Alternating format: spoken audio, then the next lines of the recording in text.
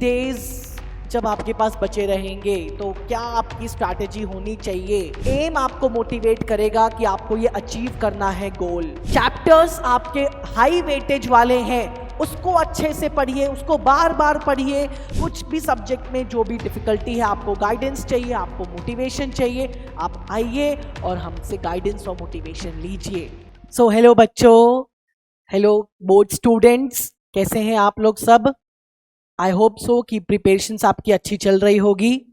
Pre board के exams 1, exam number 2, I think 2 stages में जो प्री बोर्ड्स होते हैं सभी स्कूल्स में वो अब खत्म होने को आ गए होंगे या चल रहे होंगे pre board 2 and finally January last तक आपका एडमिट कार्ड भी रिलीज हो जाएगा।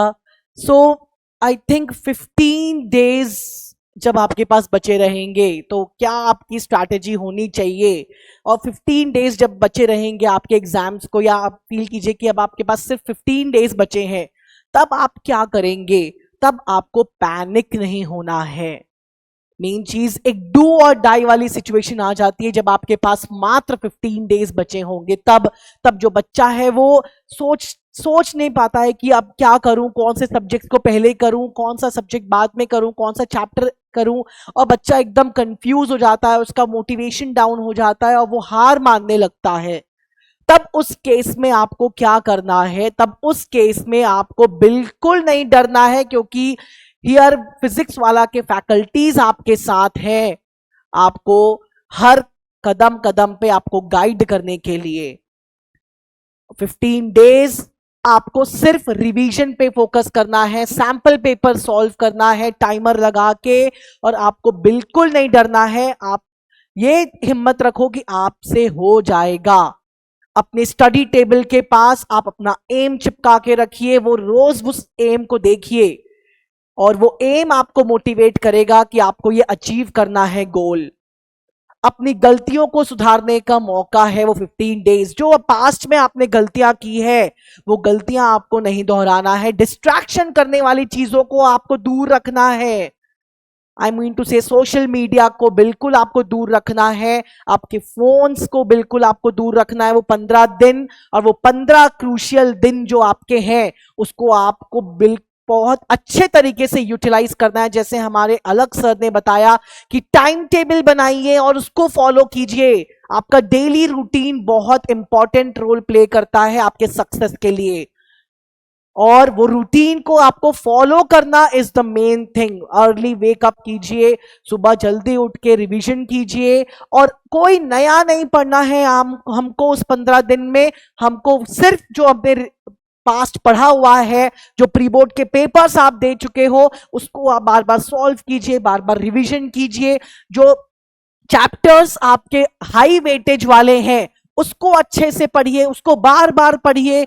एनसीईआरटी फॉलो कीजिए। सबसे पहले आपका मेन बेस है एनसीईआरटी, और जब तक वो फॉलो करते रहेंगे, एनसीईआरटी फॉलो करना है, फिर आप सैंपल पेपर्स उठाइए, फिर आप प्रीवियस ईयर के क्वेश्चन पेपर्स उठाइए।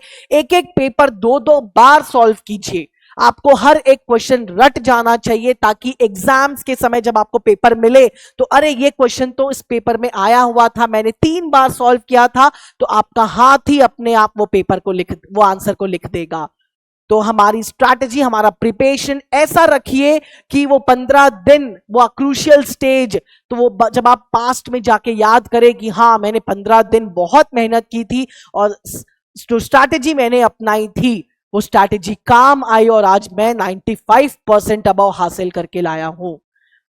और जो भी डाउट्स हैं, हमारे विद्यापीठ के फैकल्टीज आपके पास अवेलेबल हैं।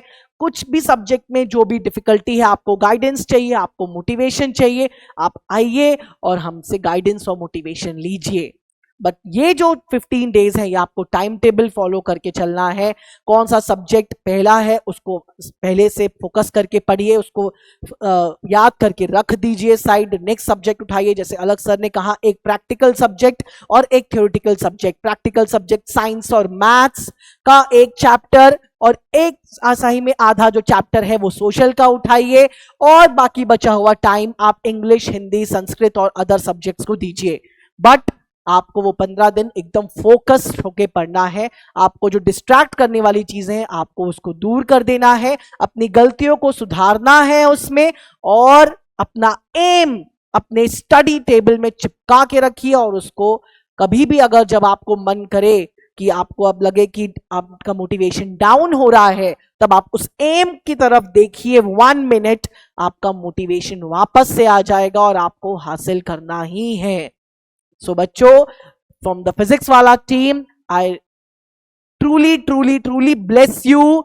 God bless you all, my children, my board students. Do well and best of luck for your board exams. Thank you.